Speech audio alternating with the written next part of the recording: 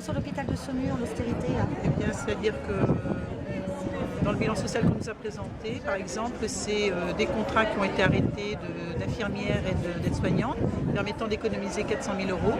Mais par contre, au niveau administratif, on a recruté 2 attachés de direction, on paye un directeur maintenant qu'on ne payait pas avant, soi-disant. Enfin bref, 520 000 € d'augmentation de plus pour le personnel de direction et administration. Donc on voit que c'est comme au niveau d'en haut, c'est-à-dire qu'il y a ceux qui effectivement profitent de la crise et ceux qui payent la crise.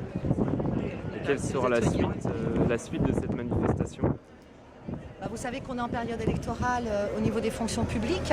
Je pense qu'en tout cas sur Saumur ce jour, c'est tous les syndicats qui viennent dire un épuisement des fonctionnaires.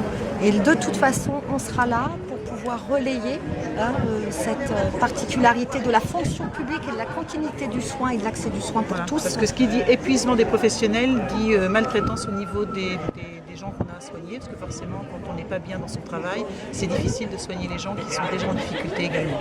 Donc effectivement, il y a une maltraitance sur le personnel de la part du fait de cette crise, des réductions de personnel, et qui forcément se retranscrit sur les patients, puisqu'effectivement, comment bien soigner quand soi-même on n'est pas bien au travail. Et puis on peut peut-être discuter que dans toute la France, dans tous les hôpitaux, actuellement, les CHSCT, les CTE, ce sont des instances qui sont là normalement pour pouvoir évoquer avec les partenaires sociaux. Il y a des entraves régulières avec un irrespect des lois et ça devient en toute impunité à l'heure actuelle dans un pays qui se dit démocratique. Je pense que la démocratie se voit aussi aux soins qu'on donne des plus démunis pour tous. Donc voilà. Au niveau national, il y a un problème au niveau des salaires. L'indice n'a pas été revu depuis 4 ans. Ce qu'il faut dire aussi, parce que quand on écoute la presse, les fonctionnaires se sont démentis. Les plus bas salaires de la fonction publique dans la catégorie C, c'est quasiment en dessous le SMIC.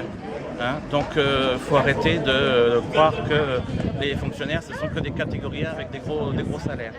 Et puis, oui, il y a une dégradation des conditions de travail parce que les tutelles ne donnent pas les moyens pour pouvoir faire fonctionner un établissement dans de bonnes normes. On est au jour d'aujourd'hui avec des effectifs dans certains services en dessous du seuil de sécurité et parce que les directions n'ont pas les moyens pour faire fonctionner un établissement correctement. C'est ça aussi ce qu'il faut dénoncer. Quand on parle de fonction publique, il y a un service à donner à l'usager et ce service se dégrade au jour d'aujourd'hui. Alors il y a franchement 2 points.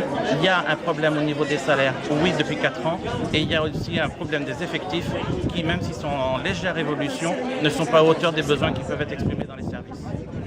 Et donc quelle sera la suite de cette manifestation?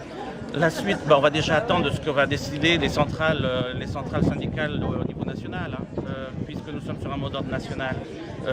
Pour ce qui est des salaires, pour ce qui est des conditions de travail, ça se passe par le biais des instances, et comme le disait l'autre organisation syndicale, en effet, il y a un problème de fonctionnement au sein des CHSCT où les lois sont plus ou moins bien respectées, et plutôt moins bien que mieux, hélas, et il y a un gros travail à faire.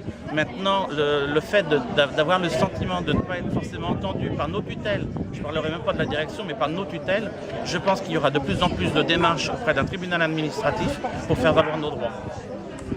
Et au-delà de l'hôpital général, on peut étendre ce problème aux EHPAD qui rencontrent de graves difficultés par rapport au personnel. Alors c'est vrai que le personnel a une charge de travail de plus en plus lourde et pénible, avec des résidents qui hélas sont de plus en plus malades.